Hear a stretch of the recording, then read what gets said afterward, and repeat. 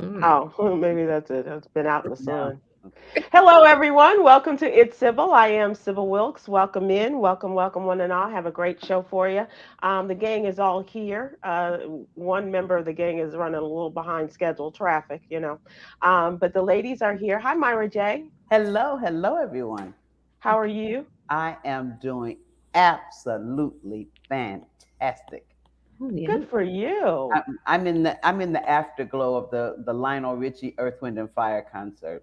I Oh, still have nice. songs in my head. It was so good last night. Nice, nice. We Mm. get personal concerts every day from Yolanda Starks with Lionel and Earth, Wind, and Fire. So yeah, Oh, okay. yeah, yeah. So Well, mm, check it mm, out. I think it's coming your way. You're really gonna like it. yeah. Where was it? Where was it held? And I went to the one in Atlanta, State Farm Arena. State Farm Arena. Mhm. Okay. Young Quinn, have you been to any concerts lately? How are you? I have. I went to go see the songbird Shantae Moore this All time right. Yeah. in Alexandria, Virginia. So shout Nice. to Hill. It was definitely she's absolutely She is incomparable. the And best. Yeah. the whole concert itself, I just kept looking back like there's Mary to her. Like, whoa. And that song Bitter, and I was like, "Oh, she talking about she got another one. That's you." I really have a good vibe, and she's so sweet. She dropped so many gems about the Yeah. entertainment industry, and I went with my best friend who celebrated her birthday, Cece. So that was cool. But I'm doing good. It's the first day of school. The students are back. My first day teaching is tomorrow. So Okay, I hope cool. Are you hear. you ready? I feel ready, and I also feel like nervous.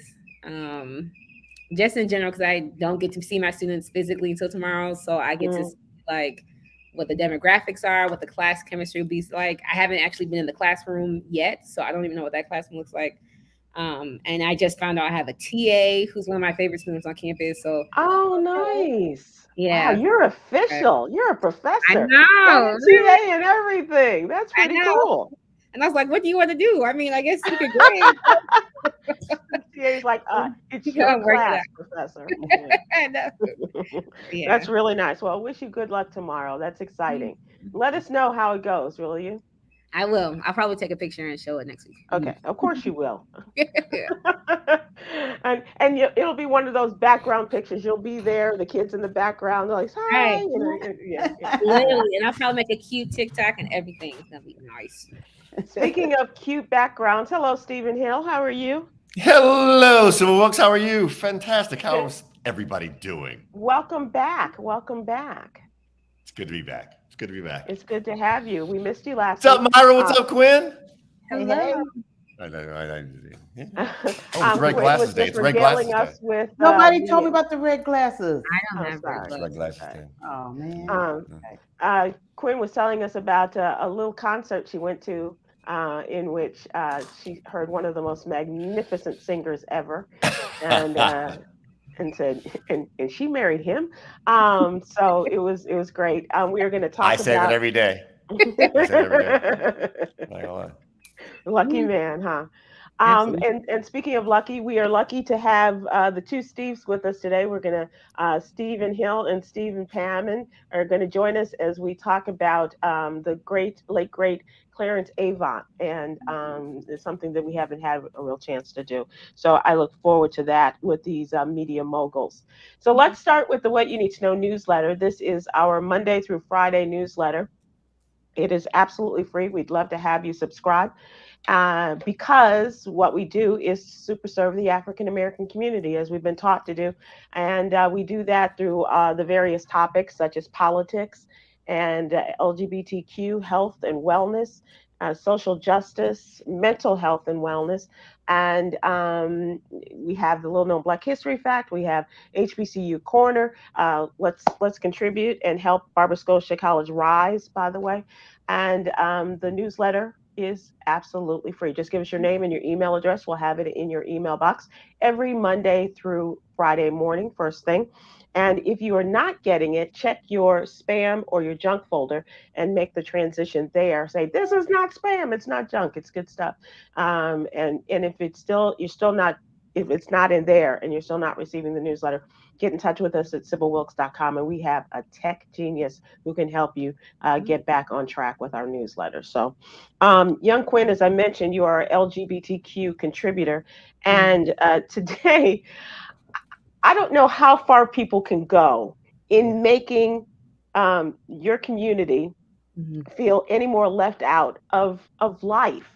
Yes. It's crazy. This headline was definitely laughable when I first saw it, until I realized how, like you said, like, we don't know how far this thing can go, but they seem to take it even further. So from rugby to swimming, to track and field, and now in these lists of sports, we can add chess. And now the World's Chess Federation has banned trans women participating. This comes this past week. The world's top chess federation has ruled that transgender women cannot compete in its official events for women until its officials make an assessment of gender change, which can take up to 2 years. They said, this is chess.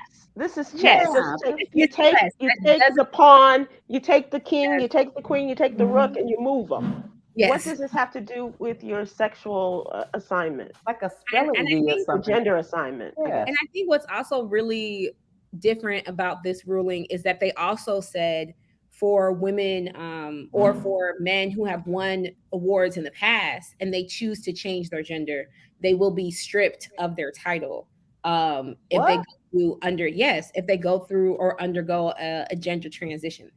So the US and Germany have, come out against these new changes, saying like how a person is legally recognized as a woman. It is incomprehensible to us, like, why this World Top Chess Federation want to check and take like 2 years for this type of process.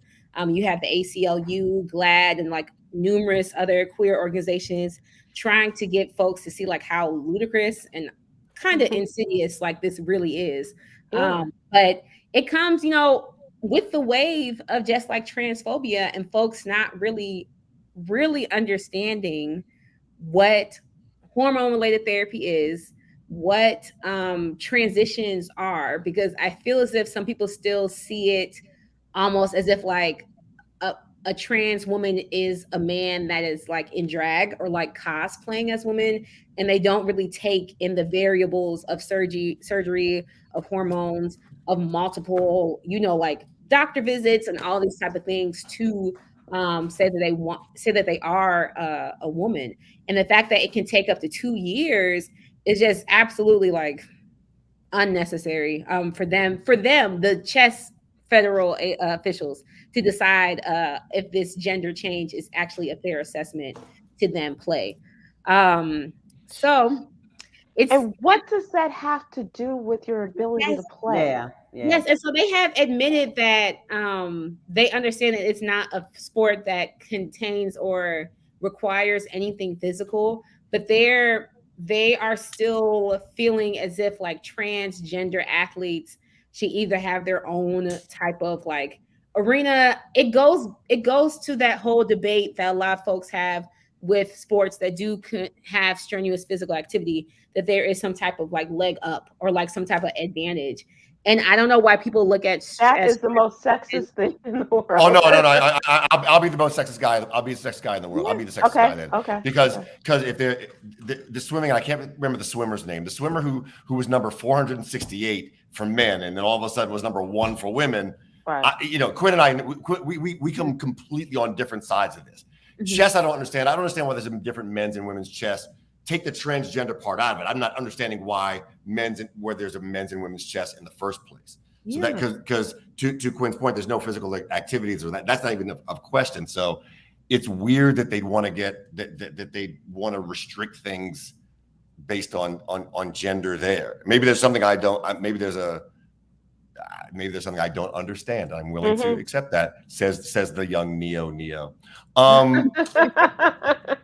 Yeah, but we come down when it comes to swimming and stuff like that. We come down on different sides. Yes, they said that transgender people will still be allowed to compete in the open section of tournaments where men and women do typically compete against one another. It's just the ones that are specifically for men's and women against women and men against men. That's even allowed gendered categories at all, because it's coming off very, very sexist. Sexist. That's what I was thinking. Yeah.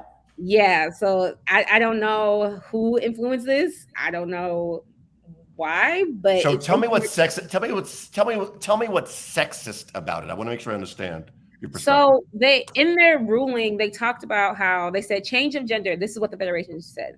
They said change of gender is a change that has a significant impact on a player's status and future eligibility to tournaments. Therefore, it can only be made if there is a relevant proof of the change provided. Instead, they said if a player has changed the gender from a man into a woman, all the previous titles remain ineligible. Under new guidelines, transgender people will still be allowed to compete in open sections, etc. He's too much man to play against a woman. Or vice versa. They're saying the same type of language that we hear from other folks in different sports categories, are saying that there's some type of advantage if a trans woman plays against a woman. And that is like sexist. You're saying that men are smarter than women.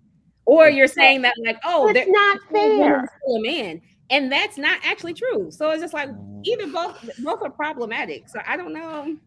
As soon as you find me someone in a physical sport that transes from woman to man and dominates that sport, I'm not ready to have this conversation with you. I can point to people who, when they trans from man to woman, when transition from man to woman, they dominate the sport. When you find me a woman who transes to man and dominates, no, we're agreeing on chess. No, we're agreeing on chess. I'm sorry, I got off into the sport thing. Okay, I'll stand back. Okay. No. Go finish your point.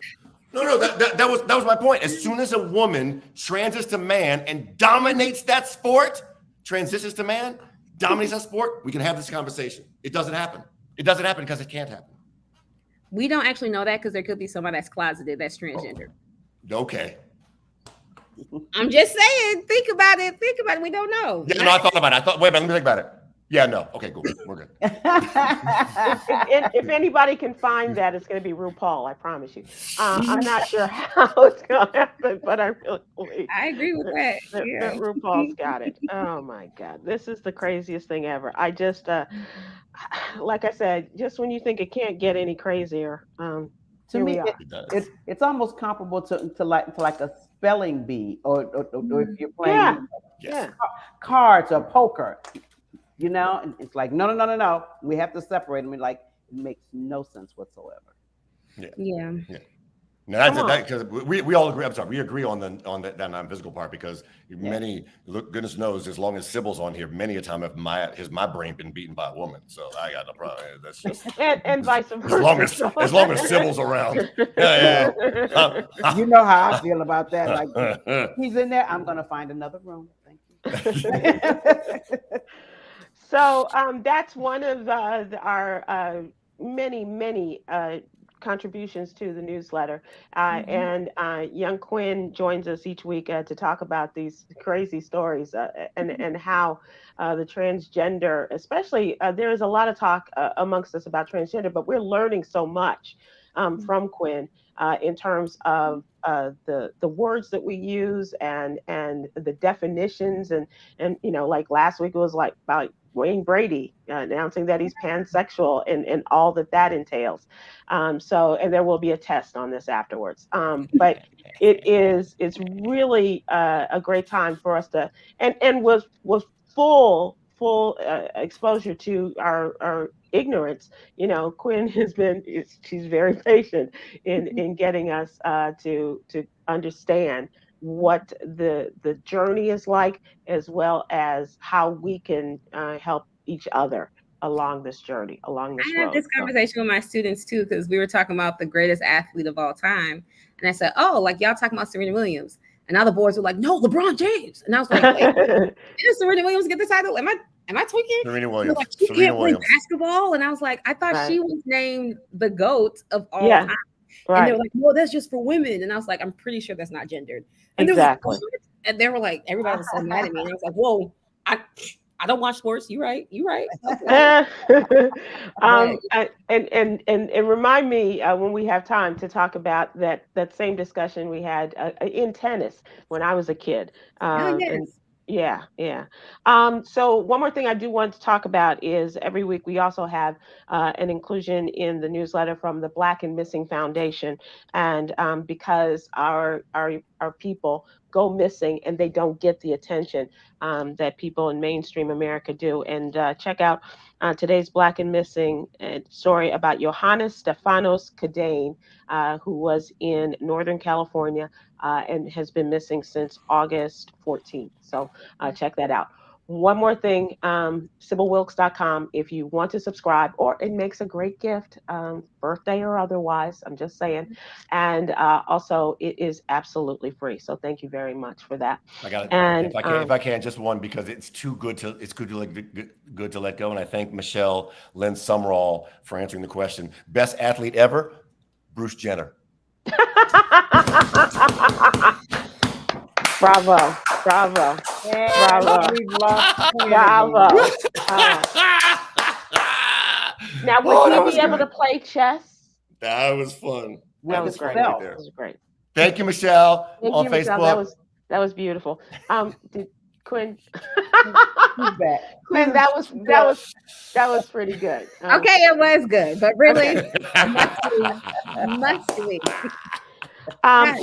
Let's move into what's really going on, and let's bring in the member of the two Steves. Steve Pammon is an entertainment mogul, and the world lost a giant in the worlds of music and other forms of entertainment, along with politics and in our community in general. His name was Mr. Clarence Avant, and many of us knew of the man that was called the Godfather of Black entertainment. But our own media maven, Stephen Hill, and our guest today, Steve Pammon of the Two Steves, as well as an entertainment giant in his own right, found themselves within the sphere of Mr. Avant. So thank you for joining us, Steve. I'm glad we got you this week. We were trying for last week, but he had to take his vacation on Martha's Vineyard, so I'm not mad at that. A little jealous, but not mad at all. Thanks for joining us, Steve. It's good to see you again. Absolutely. Thank you guys for having me. Let me ask you, Steve, Steve P., do you remember the first time you met Mr. Clarence Avant? You know what? Actually, I do. Believe it or not, it was when I was in grad school. I was at Stanford, and he was honored by the Black Business Students Association. And I just remember reading his bio and then listening to him talk. And Stephen Hill could associate this. What the stories that Clarence said didn't match his bio at all, but were way more spectacular. It would be the equivalent of, and this is no joke, it'd be the equivalent of you inviting Michael Jordan to speak and realizing that he had the career of Barack Obama, but didn't want to talk about basketball. I mean, that there's no joke. I mean, that had to be maybe 2000, 2001. And that's when I realized that, wow, this man is just totally different. Because what I expected from a stereotypical record executive, I mean, he was chairman of Motown and all the things. When I tell you what a titan he was with civil rights, with just Black business, with frankly mental health, with executive coaching, with sports, I literally had never met anybody that I was so fascinated by, except for Clarence Avant. I mean, to the point where it was just like, who is he? And he was so mysterious. That everybody had a story about Clarence, and everybody had a different story about him. It was almost surreal. And then as I got a chance to get to know him, and Stephen Hill can also attest to this, you realize that he was actually much more of a man than a myth. And I say that because most people have a lot of humility and deprecation. Clarence always seemed to be perpetually dissatisfied. And I mean that in a good way. And Stephen will laugh at this. Like, Clarence seemed to be perpetually, like, you could say, hey, didn't you help Michael Jackson with this tour? Didn't you get Janet her shot? I mean, I'm going down the line. And literally he'd look at you and be almost dismissive, like, all right, well, what are we working on this week? And not that was then, this is now. Right, but not in a way that belittled those accomplishments, but more of like, hey, man, let's really put all this in perspective, right? Like, he used to say sometimes, like, hey, man, that's some BS, or, we could do better than that. And I always felt like entertainment is a great business, but it's not the business. especially for Black folk. Like he was much more into like, who are we putting into the White House, and who are we putting on #1 on Billboard. I just never forget him for that. Stephen Hill, what about you? Do you remember the first time you met Mr. Avant? It was when he was chairman of Motown. I don't remember the exact situation, but I know that he wasn't wearing a tie. That I can pretty much guarantee. No, that's true. That's true. There is, according to folklore, there's exactly one picture with Clarence Avant with a tie on, and and it was because Jimmy Carter asked him to come to something with a tie on. Otherwise, look, Clarence Avant was really about forward. To Steve's point, it was everything forward. Pay it forward. I'm going to hook you up.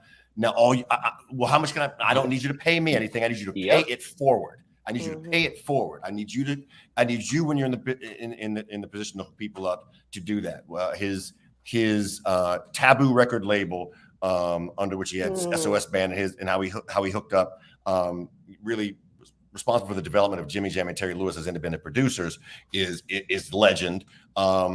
His role in Babyface and LA is a little less known, but no less dramatic and serious.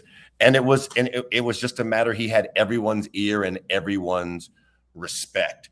The documentary, The Black Godfather, that was on Netflix, could have gone on much longer. It's just hard to capture what he did, and candidly, The Black Godfather kind of got it, but like it's just when you just have the guy who cares about he's always jokingly about the money. Like when we honored him for BET Honors, his first question was like, okay, so how much you gonna pay me? Right. How much you gonna pay me? But he understood the opportunity was there to really drop wisdom to people and to pay it forward. And that's the guy he was. Yeah. And what was, I'm sorry, Steve, what were you going to say? I was just going to say, to Stephen's point, he almost used the money a bit like a distraction, right? So in other words, no, I kid you not. It was like, if you focused in on the money, you would miss what he was really trying to do, which was actually more subversive, which is he was actually trying to give us opportunity. Like every dollar that he tried to, and I know he's helped Stephen and myself, but every dollar that he's helped people in the entertainment business, it's always been attached to something that could give you $1 down the line. Like it's never been, hey, I'm just trying to hook you up now. It's like, let me put you in a position where you're going to grow from this, and then you could pay that forward. And like I said, I think, The Black Godfather, I think we were at the premiere of that. And honestly, I looked around the room, and to be able to see Puff and Jamie Foxx and Jimmy Jam and Terry Lewis and LA and Babyface and Alexander O'Neal and Pharrell, Kool and the Gang, when you really think about music today, right? I honestly, I would be hard pressed to say, is there any one person who had their fingerprints in more of back music right now than Clarence? That's how spectacular he was. Yeah, I really don't. Because he was the guy behind all the people you think are behind the scenes, right? Like, It's almost like if you were to look at a pyramid, you think all of us are behind the scenes. He's the one behind us. Wow. Yeah. And the cool thing is, and I've said this privately, I'll say it publicly. The great thing about that paying it forward is the number of people who have had a relationship with Clarence who are paying it forward. Steve Pammon being one of them, Shaka Zulu being another, Sylvia Rohn being another, Kevin Lyles being another. There's just a slew of people who have taken the mantle from along with Clarence and are moving that forward as well. It's just great to see. And continuing it in his name and in his memory. Yeah. I never had the pleasure of meeting him, but back in the day when the font was big enough to read on the back of an album cover, and I used to read album covers, and I remember seeing his name all the time, going, who is this guy? Because he was just like that mystery man behind the curtain, like the wizard. Wouldn't see his face, but like, I know that name. I know that name for sure. Yeah. And do yourself a favor, Kwynn, if you have not seen it, go to Netflix and look for the documentary on his life. And it really is a love letter, I think, from his daughter and his son-in-law in many respects to the work that he's done, because it's so expansive. And like you said, Steve, they probably had to leave a lot of stuff out for the sake of time. But I think there could be another part to his life. And it's quite entertaining as well as educational, and just to know the world in which he moved with such grace and ease, as you said, with President Carter, or the presidential campaign of Barack Obama, or hanging out Bill with Clinton. Bill Clinton, right? That was really impressive. And the fact that his ability to work and to find common ground with these people, with Puffy as well as with Barack and that kind of thing, and how his daughter also, following in his footsteps, becoming an ambassador in the Obama administration, and her marriage and her relationship with the head of Netflix, brought about this opportunity to tell his story. But it is. Let me ask you this: in his life, and from what you guys know, what's the great? You talk about passing it forward, or paying it forward. Is that the greatest lesson you'll take away from Mr. Avant? Either one of you?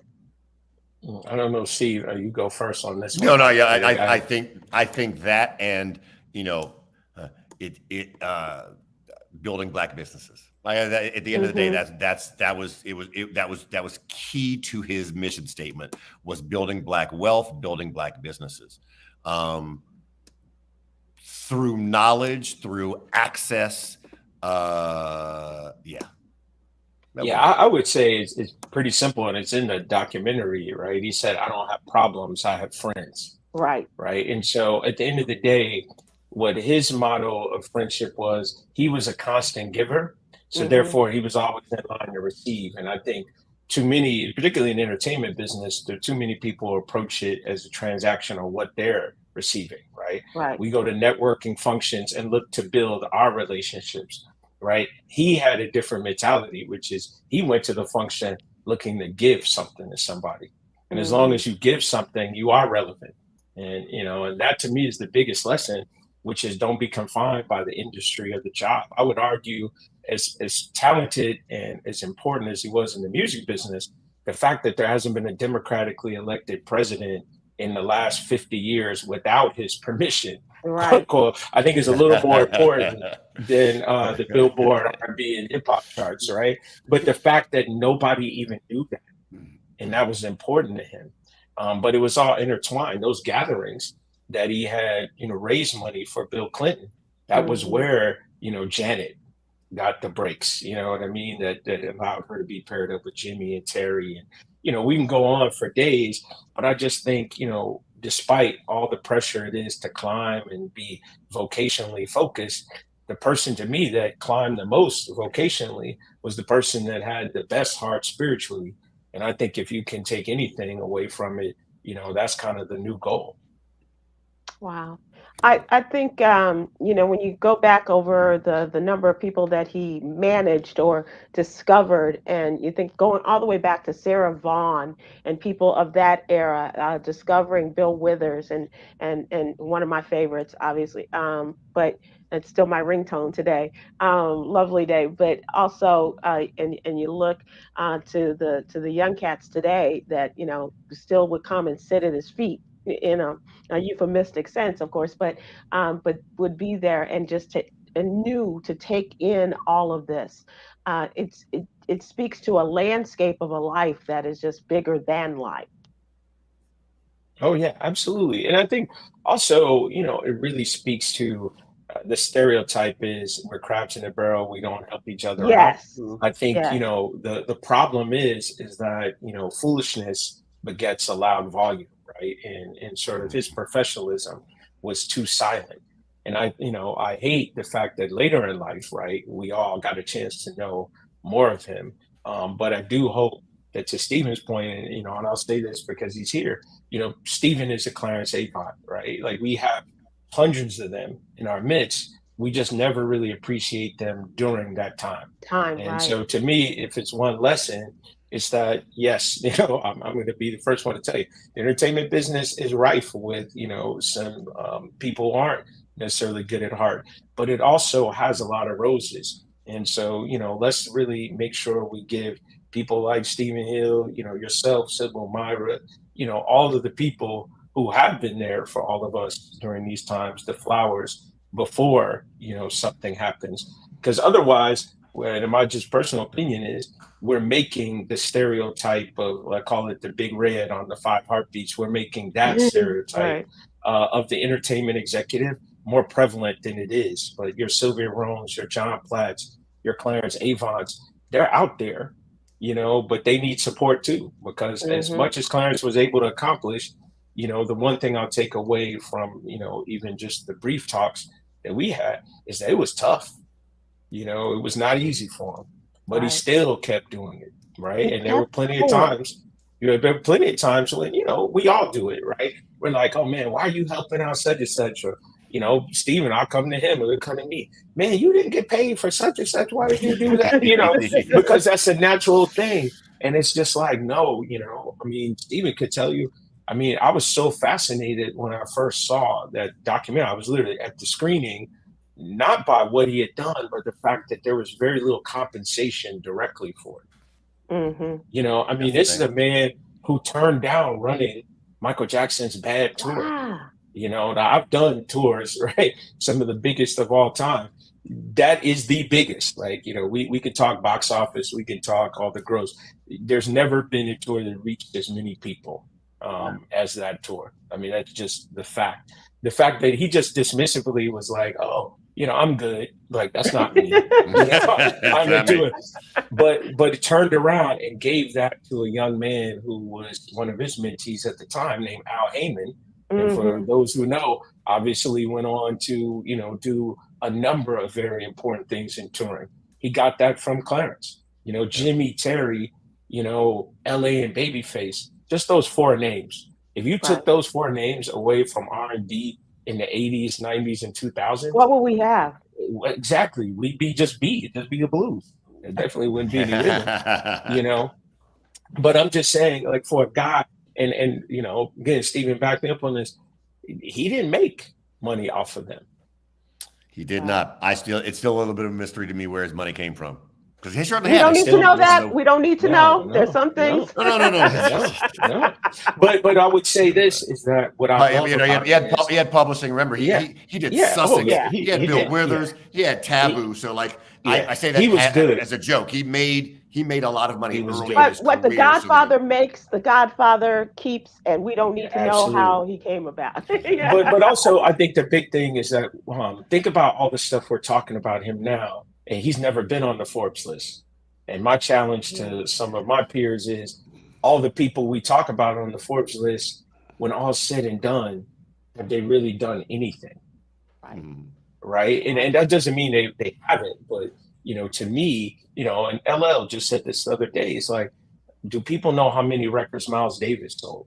Right. So just because someone doesn't have the commercial success that we know about, or we're not, as my kids would say, pocket watching, doesn't mean they aren't extremely impactful to Black culture and Black people. And so I just really feel like, my takeaway just to end it is Clarence really showed us how to have impact. That doesn't mean Clarence was perfect. That doesn't mean that there aren't ways for us to do even better. But there's no denying he had impact. And to me, we've made a lot of money collectively, but do we really have impact? Can you all talk about the role or the partnership he had with his wife?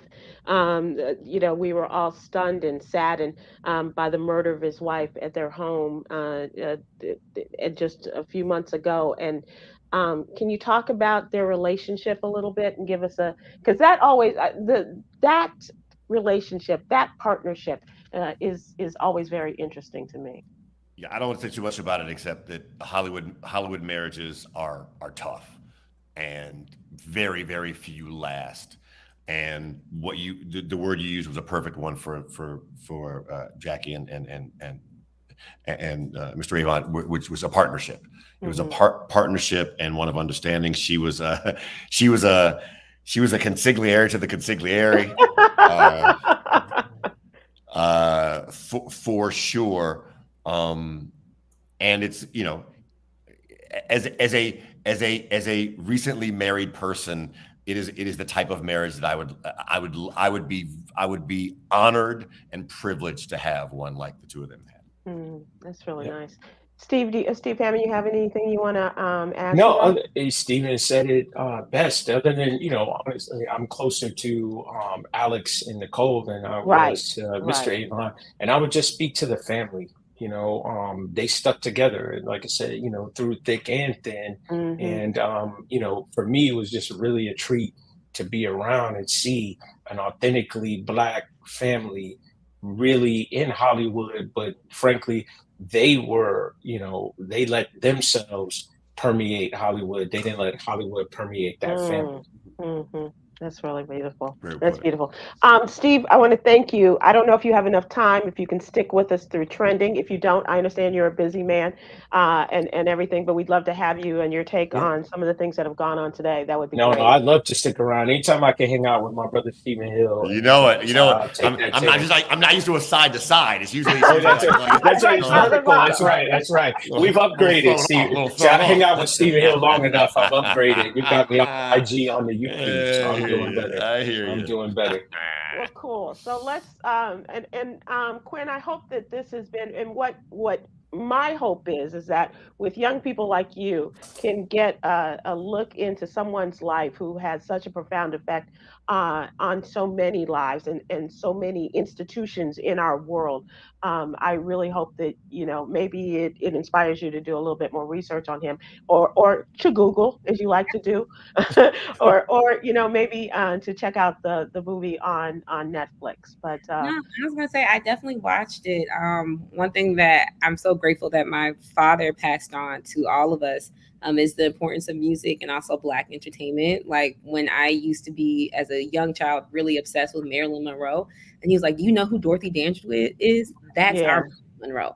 And like he just really colored my white lens of like entertainment and like movies so much, from Spike Lee to Clarence Avant and like to his whole family. And I remember watching the documentary with my ex-boyfriend at the time, and I was like, dang, like this is what networking is. And so oftentimes in our community as Black people, we don't talk about how networking is really more so intergenerational. Like it's talking to the people who have done it before you and then passing on to those who will come after you.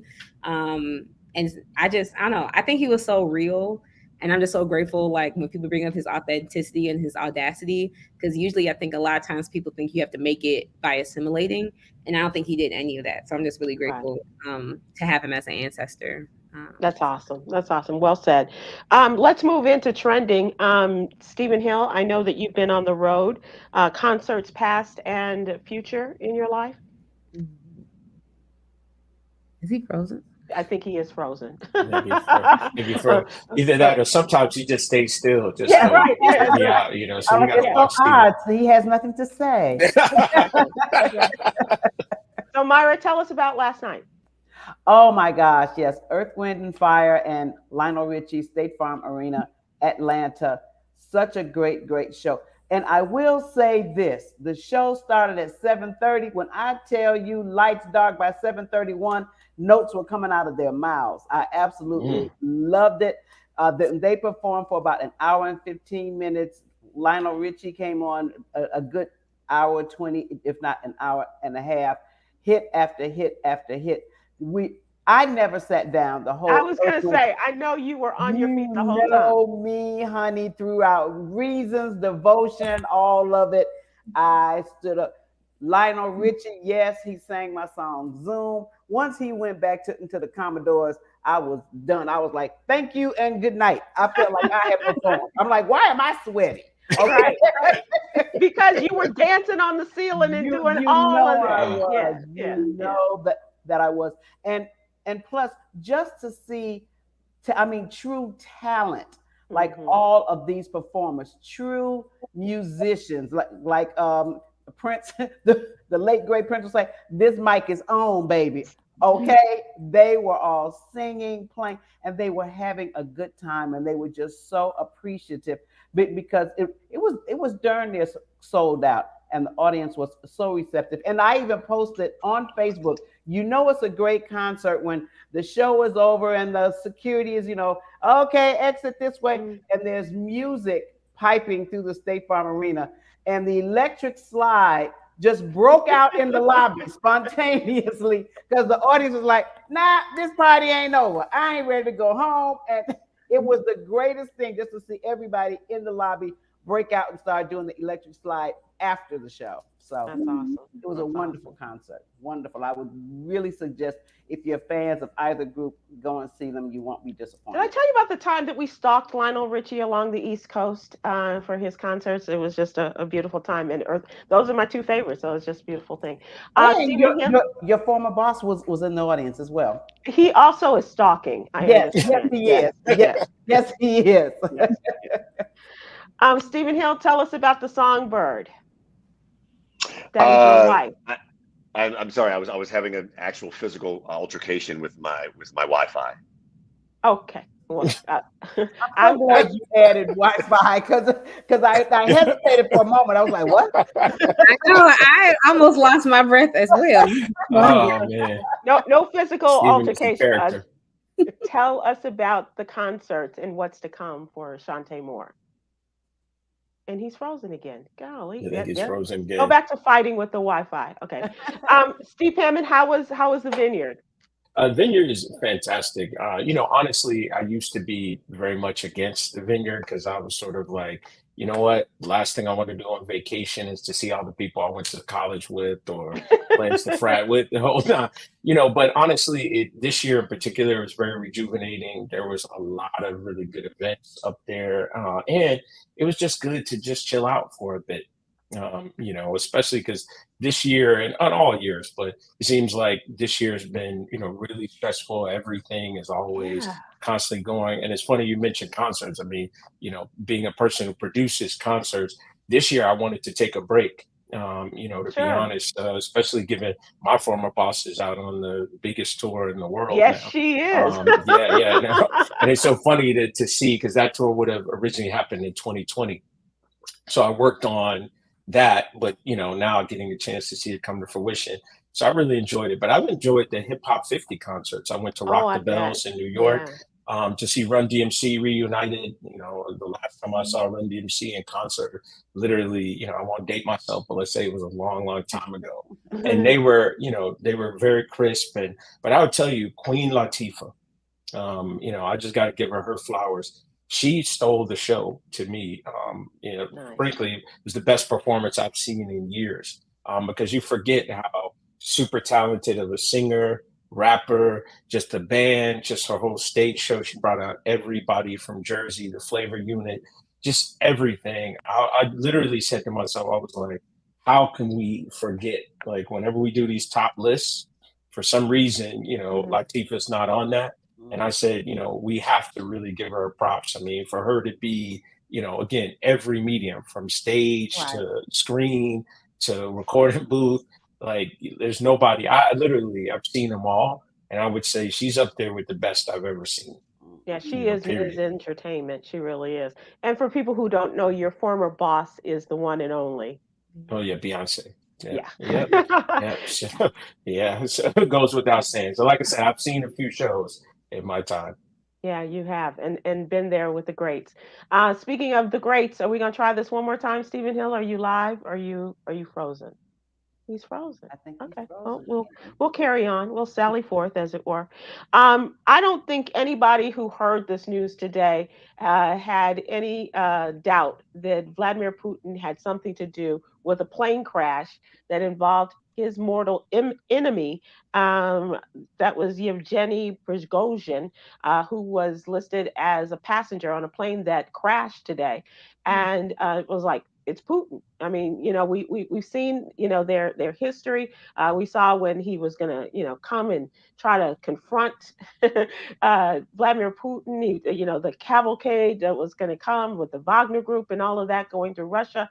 And, all of the things that have been leading up to this. We didn't know how much time he had, but sure enough, the announcement today that Prigozhin was killed in a plane crash, and all fingers are being pointed at Vladimir Putin. So I don't know what we can add to this, but there is a lot of discussion going on daytime programming today about this, and not that it has an effect on our lives, Myra, but the intrigue of it all.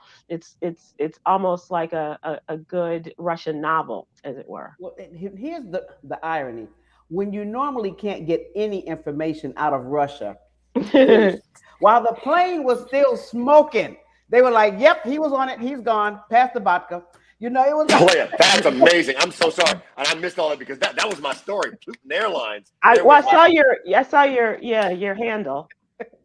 Putin Airways. I'm like, that is already announced. Yeah, he was on there, he's gone. I'm like, damn, the thing is still on fire. and we don't know that he made the flight. Oh, he made the flight, all right. Yeah. Oh, yeah. No, we made sure he made the flight. Exactly.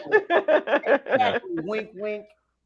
Well, Putin is not somebody to mess with. Putin, I'm telling. He just doesn't care.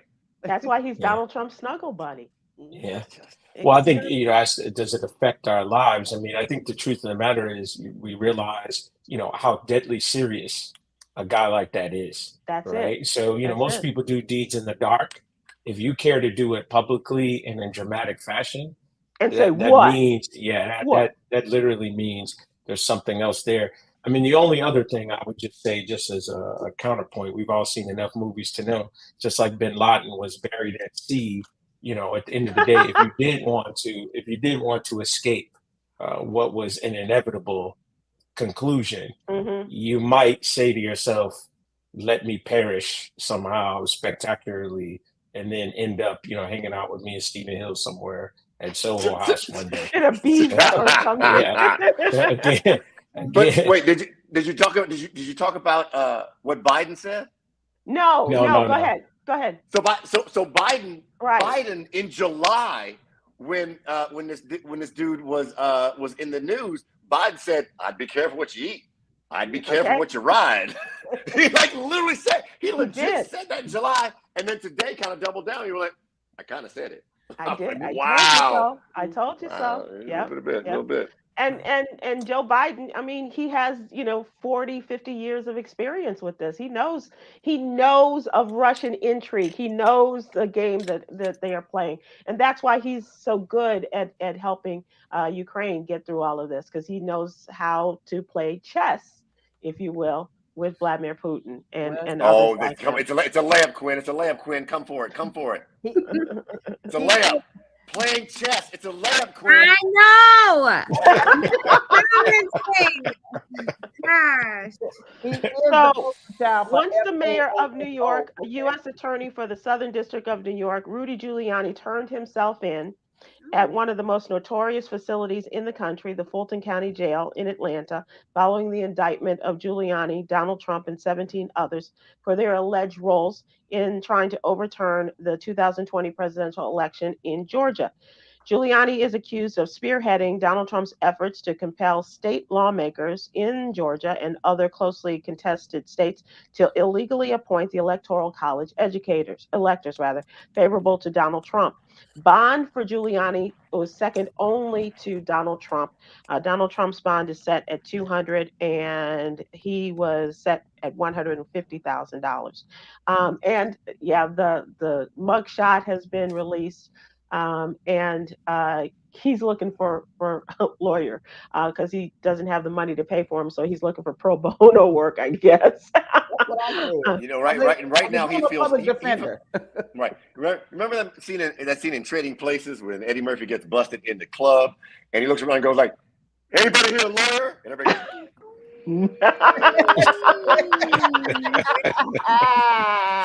that's exactly what's happening to Giuliani right now. Yeah. He's got his friend, the former police commissioner, coming with him to help work through the system, but it's one really of our most respected reporters here said on the news, he said, and afterwards, Giuliani came out and gave one of the most gobbledygook speeches I've ever heard. And I said, is that a technical term? Okay, that's new speak, Myra. Speech that he gave. I was like, oh my gosh. Wow. And can I just say this and pass the word? I actually posted this today. It's pronounced Fonnie. Yes. Fonnie Willis. Yes. Or I am District Attorney Willis. Okay. Yeah. If one more of them says Fanny one more time, I want to come through the television. Well, you know who's saying that, and other people are following in his footsteps. But we have been very respectful of the pronunciation of her name. Well, who said it? Who said it first? Who said it first? Biden? Who said it? No, I think it was Trump. Oh, okay. Yeah. Well, look, Giuliani's mugshot is a win. I'm going to tell you right now, it's a win because if you look closely, you can look as close as you want to. You are not going to see any sign of brown hair dye running down his cheek. Well, that's a win. That's a win. That's a win. You got to take the wins where you can get them. You got to take them where you can get them. And Donald Trump's mugshot is going to be a win for both sides. It's going to be one for Donald Trump because is this what you want for your next president? And Democrats are going to say, is this who you want to be your next president? And they're probably going to have the bars and maybe some striped clothing, maybe the orange jumpsuit or whatever. But yeah, both of them are going to have, the T-shirts and all that other kind of stuff. Speaking of which, is anybody going to watch the debate tonight? Yeah, I'm going to suffer through part of it. Well, I'm going to watch so you don't have to. Okay, good. I'm willing to take it on. We thank you. Thank you for that. Let's think about will Trump smile in his mugshot? Interview? Will he smile or will he give the straight ahead look? Will he give you any kind of grin? What do you think?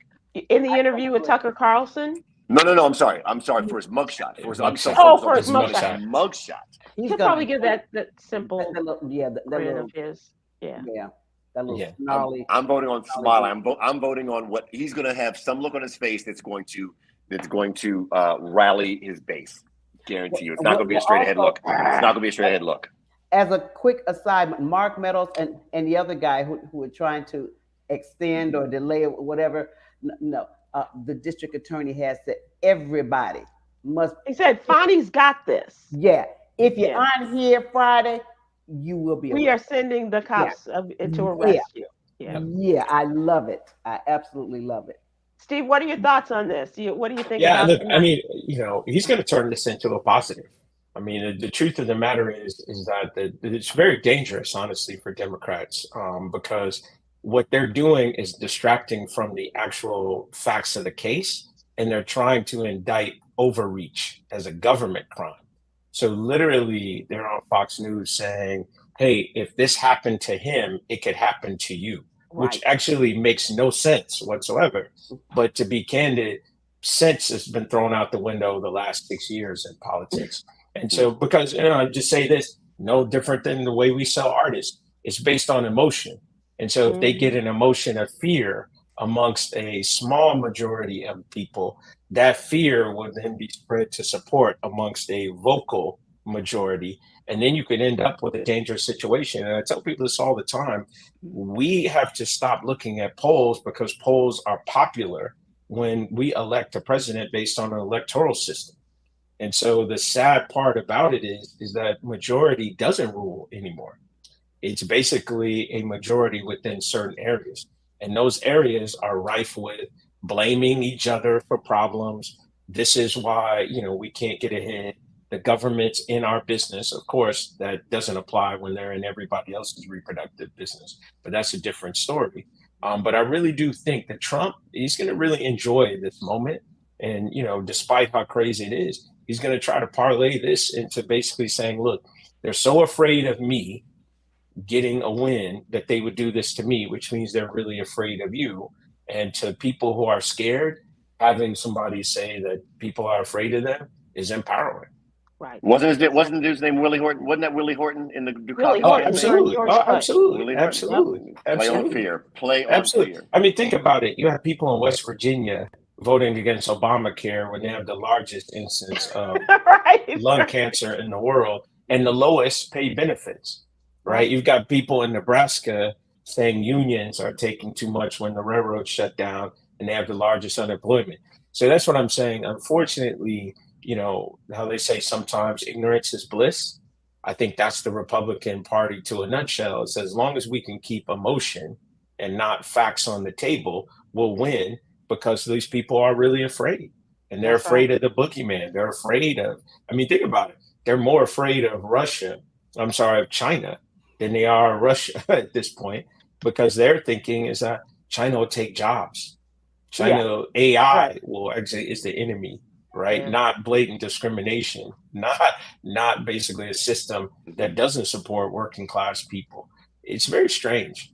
It's weird. And it is fascinating at the same time to me how, we are, kind of dismissive about this and not understanding what role we play in all of this and how important it is.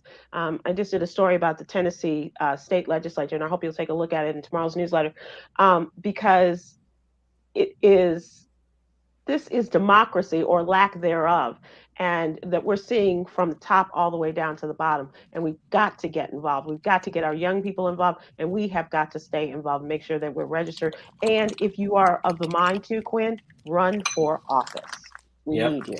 And can I say something before I leave? Unfortunately, I do have to leave because me and Stephen actually have some business at 8:00, which I'll call him about, but I'll handle for him. But I do want to say, honestly, salute to all four of you and for bringing news, because as somebody in the entertainment business, I can tell you structurally, the odds are against any news, let alone news for and about Black people. Facebook, these are things you guys should take a look at. Just actually de-emphasize news on the feed. Mm-hmm. And so what that means is that, right now, all of this stuff is basically now being suppressed coming from designated news, but they're not suppressing entertainment, which means entertainment blogs masquerading as news actually are going to get preference.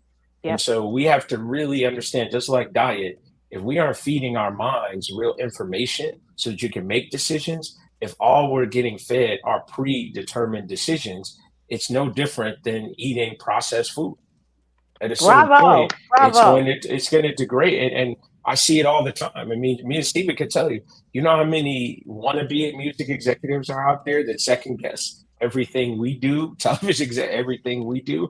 And that's because they believe they get news from Entertainment Tonight about the entertainment business.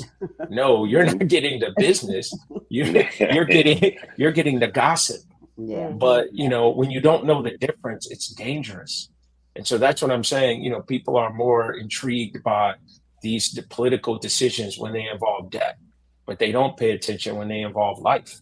And to the extent that we don't have a Chicago Defender, we don't, I grew up on, Tom Jordan Morning Show, listening, guys, WJPC in Chicago. We no longer have a Johnson Publishing. We don't have any of these things. Our Black publications are experiential agencies. I can go to the Lexus party, but I can't go to a debate forum. And so, Kwynn, please, I don't know you, but definitely take heed, because at the end of the day, just like I applaud you for being an educator, we can't allow public service, frankly, to be run through third parties and then basically complain when we don't get the service we deserve. So Steve, I know you got to go, and I hate to do this, but we do have to do entertainment. Oh, no. Listen, do it all, but think about it. It's all in proportion. And I say you got a balanced meal. So get your dessert, because you didn't fed us this meat and potatoes. Thank you so much for joining us, Steve. I hope you'll come back. All righty. All right. Have a good one. So much. My man. Bye-bye. Good having you. So, Kwynn, this is for you, entertainment. And I was very excited about Sha'Carri Richardson and her race, in which she now is being called the fastest woman in the world. Also, along with this, a lot of kudos coming her way as now she has come out and has identified as bisexual. Now the fastest woman in the world, and related to today's LGBTQ conversation, celebrating an out bisexual Black woman.